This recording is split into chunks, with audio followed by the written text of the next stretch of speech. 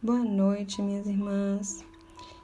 Hoje eu queria começar contando para vocês a história de uma irmã que entrou em contato comigo e ela perguntava assim: Irmã, meu marido saiu de casa, nós somos casados, ele pediu divórcio, né? Todo esse processo da fase 1.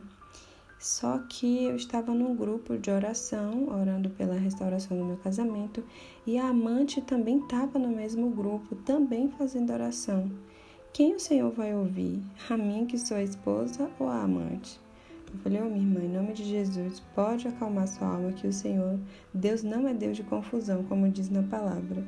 Lá em 1 Coríntios 14, no versículo 33, diz assim: porque Deus não é Deus de confusão, e sim de paz. Então, minha irmã, você é esposa, vocês só vão se separar quando a morte vier para um dos dois. Enquanto isso não acontece, é a tua oração que o Senhor vai ouvir. Inclusive, o Senhor não ouve a oração do teu marido, que é o que diz a palavra. Lá em 1 Pedro 3, todo o capítulo 3 fala sobre os deveres de casados, né? Tanto do marido para com a mulher, quanto da mulher para com o marido. E lá no finalzinho, no versículo 7, ele diz assim: maridos, vocês, igualmente, vivam a vida comum do lar com discernimento, dando honra à esposa por ser a parte mais frágil e por ser coerdeira da mesma graça da vida. Agindo assim, as orações de vocês não serão interrompidas, ou seja, os maridos que não estão agindo assim, dando honra à mulher, considerando ela a parte mais frágil, eles estão tendo suas orações interrompidas, né? Então, minhas irmãs, não deixe que o mundo e os costumes desse sistema, né, que já é o sistema do anticristo, nós sabemos que ele ainda não se revelou, mas desde a época de Paulo, Paulo disse aos Tessalonicenses que o espírito do anticristo já operava. E ele continua operando, né? A diferença é que ele ainda não se revelou no nosso tempo. Então, não deixe que esse sistema diga, né? Dite as regras, sabendo que o Senhor é que é o nosso rei. Ele que diz, nós somos súditos dele, somos servos dele. Então, é a ordem dele que a gente deve obedecer. Quando o mundo diz que casou, tá junto, tá casado, isso é uma grande mentira, né? Isso não é verdade. O que precisa é ser feito as coisas da forma do Senhor. Então, minha irmã, eu disse para ela e digo para você também, se você está ouvindo e está nessa mesma situação. Você é casada, seu marido se divorciou de você, tem uma amante, está em adultério e você pensa: será que se eu orar é errado porque ele já está com outra pessoa? Não, minha irmã, de forma alguma. Quem está errado é ele, né? Mas assim, você não pode viver também sua vida em prol disso, de viver orando incessantemente com apego, com dependência emocional desse homem, desse seu marido. Mas você deve viver para o Senhor, né? E para tantas outras coisas que temos no mundo, caso você tenha filhos. Então, não dedique todo o seu tempo, né? E nem coloque o seu coração apenas nisso, para que isso não vire uma idolatria. E tem também uma outra irmã que falou comigo que ela já tem a situação diferente. Ela disse: irmã, eu entendo que diante de Deus a gente precisa ser casado para morar junto. Só que eu já moro, sei lá, não lembro, né? 20 anos com esse homem. Nós temos filhos juntos e eu sempre quis, né, regularizar minha situação, quis casar, mas ele que nunca quis.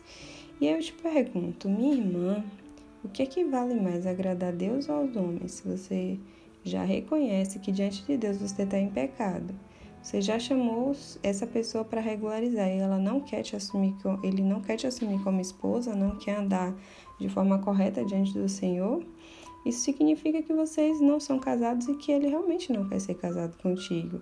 E aí é aquela questão, você vai continuar agradando a Deus ou aos homens, né? Ou às pessoas? Nesse caso dessa irmã em específico, o marido começou agora esse processo, que na verdade não é marido, né? Ele começou esse processo agora de traição, né? De estar com outras mulheres ou outra mulher, e ela entrou no deserto. Mas veja que a misericórdia do Senhor ela entrar no deserto, porque já pensou se ela continua nessa situação, né? Já pensou se o Senhor volta ou ela, né, pode morrer nesse processo, assim como qualquer um de nós, não sabemos o dia nem a hora que vamos morrer, assim como também não sabemos o dia nem a hora que o Senhor vai voltar. E ela fica para trás por conta de um homem, por conta de um relacionamento, né, minhas irmãs? Que a gente nunca deixa de pensar na eternidade. Eu lembro de uma época, né, principalmente quando eu era menor, quando eu era criança, de que se falava muito de céu e inferno, e isso era muito importante, porque a gente tinha consciência da eternidade. Hoje em dia fala-se muito em tantas coisas e não se fala mais da eternidade, o que é um grande erro, porque a palavra diz que o alvo da nossa fé é a salvação das nossas almas. E uma vez que é a salvação das nossas almas, a gente está falando de eternidade. Então sim, minhas irmãs, a gente precisa falar sobre os atos que nos levam para perto de Deus e os que não levam. Ele não disse, nem todo que me disse o Senhor entrará no reino dos céus. Quem sabe você está nessa situação, chega aí para a igreja, participar de coisas na igreja e acredita que está fazendo a vontade de Deus, mas você sabe que estando com esse homem e não estando casada, você está errada, né, diante do Senhor. E esse homem não quer casar contigo, ou seja, não existe nem aquela outra questão que talvez pudesse ser avaliada de vocês estavam juntos, não sabiam, estavam ali convivendo por conta de tudo que acontece no mundo e de repente veio a palavra do Senhor dizendo: vocês precisam regularizar o casamento. E os dois quiseram, estavam de comum acordo porque já se consideravam, né, marido e mulher, e foram lá oficializar, né, o que é diferente. Eles estavam em pecado, não sabiam, mas eles queriam estar juntos, né, se consideravam casados. Mas nem isso, ele não considera que é casado com essa irmã, né, porque ele nunca quis regularizar. E agora ele está numa situação vivendo com outras pessoas, depois de tanto tempo. E eu pergunto, vale a pena agradar os homens e não ao Senhor? Porque de uma coisa eu tenho certeza, o Senhor nunca vai te trair, o Senhor Jesus nunca vai te abandonar, Ele nunca vai te deixar, né? E o que você precisa agora é decidir se você vai continuar correndo atrás de uma relação que aos olhos do Senhor está errada, é pecado e pode tirar de você sua eternidade com Ele, ou se você vai buscá-lo e vai esperar no Senhor para ver como as coisas devem ser resolvidas, né? No sentido de deixar esse homem e buscar no Senhor o que Ele quer para você. Qual é o teu propósito de vida, né? Por que você está aqui? Porque existe um propósito em comum que é o propósito eterno de Deus, que Ele quer uma família de muitos filhos que se parecem com Jesus. Então, o nosso dever como filhos, né, de Deus é buscar todos os dias ser como Jesus, esse é o nosso alvo, é buscar ser imitadores de Jesus mesmo. E no caminho a gente vai ensinando outras pessoas, né, vai levando o evangelho às outras pessoas para que elas também busquem ser como nós, que buscamos ser como Jesus. Esse é o propósito geral para todos, né, o propósito eterno. São muitos filhos que o Senhor quer, mas muitos filhos que se pareçam com Jesus, né? São considerados filhos aqueles que buscam ser como Jesus. Então, que o objetivo da sua vida seja cumprir esse propósito e no caminho o Senhor vai te revelando também se Ele tem um propósito individual contigo e qual é esse propósito, né? É isso, minhas irmãs. Eu espero que vocês se coloquem, né, nesse lugar de dependência do Senhor, de dizer: Senhor, eu quero muito essas coisas que eu estou vivendo aqui, mas o Senhor sabe o que é melhor para mim e eu vou preferir fazer do teu jeito, então me ajuda a colocar as situações aqui para que eu possa, né, sair, porque muitas vezes as irmãs não sabem nem como é que começa uma conversa dessa. Ó, a gente tá junto há 20 anos, você não quer casar, então a gente não é casada, eu tô em erro, eu tô errada diante do Senhor, então eu vou desfazer. Nesse caso dessa mulher, o marido, né, que não é marido, simplesmente vai dizer: pode ir embora, né? Então foram 20 anos jogados fora, no sentido de viver com uma pessoa que não era marido e que não se considera e não quer ser, né? E que o Senhor vá dando o discernimento, vá dando as estratégias para vocês que estão realmente dispostas a abrir mão de vocês mesmos, porque a palavra diz que quem quiser seguir a Jesus tem que negar a si mesmo. Negue-se a si mesmo, tome sua cruz e me siga. Não é fácil para ninguém, não só quem está nessa situação, mas nada nesse mundo é fácil para ninguém. Mas é um esforço diário, né? Que a gente abre mão das coisas por amor a Jesus, para aprender a amar Jesus do jeito certo. Se a gente tem um mandamento, tem a lei do Senhor nos nossos corações, então a gente deve inicialmente, né, fazer o que Ele deseja que a gente faça, e as outras coisas vão acontecendo no caminho. É como se a gente desse o primeiro passo para subir uma escada e a gente consegue entender como é que funciona e vai subindo todas as outras até chegar lá em cima.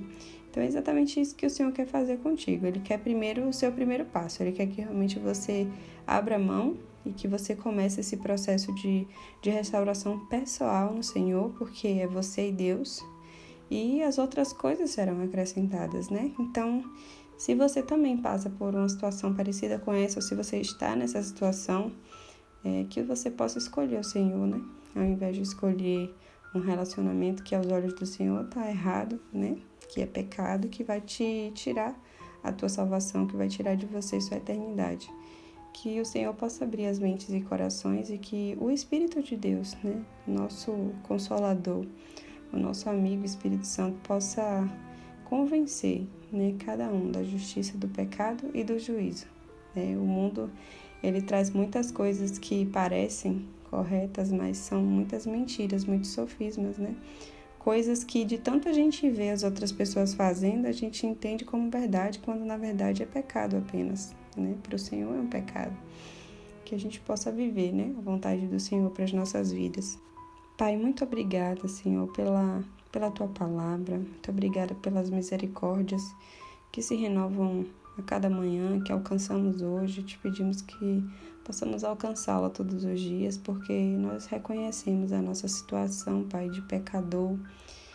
Senhor, em nome de Jesus, alcança essas minhas irmãs que estão vivendo em pecado, Senhor, que estão vivendo esse erro, né, aqui nesse mundo como se fosse verdade, por conta de tantas mentiras de Satanás de bagunçar algo tão importante, tão perfeito que o Senhor criou como o casamento.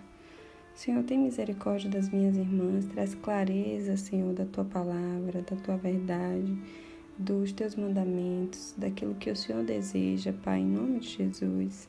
Que o Teu Espírito Santo possa entrar, Senhor, nessa casa, Senhor, nessas casas, nessas vidas, para fazer a diferença, para transformar todas as coisas, para que elas entendam, Senhor, o pecado que estão vivendo e que o desejo de Te amar, de Te agradar, seja maior do que os seus próprios desejos, Senhor, da carne. Pai, em nome de Jesus, ensina as minhas irmãs a plantarem, Senhor, no Espírito, para que elas possam colher do Espírito a vida eterna, como diz a Tua palavra. Pai, que a eternidade, Senhor, seja o foco das minhas irmãs, aproveitando todo esse processo de deserto para que elas possam reconhecer que sem Ti nada somos, Senhor, nada podemos fazer, que esse mundo é ilusão, Senhor, que as coisas daqui são ilusórias, muitas delas parecem ser tão importantes para nós, mas na verdade elas só nos afastam de Ti. E se nos afastam de Ti, Senhor, ensina-nos por misericórdia, Senhor, a que a gente possa afastar de nós também. Que somente aquilo que honra o Teu nome, que faz com que outras pessoas vejam a nossa vida e glorifiquem o nosso Pai, somente essas permaneçam em nossas vidas, Pai.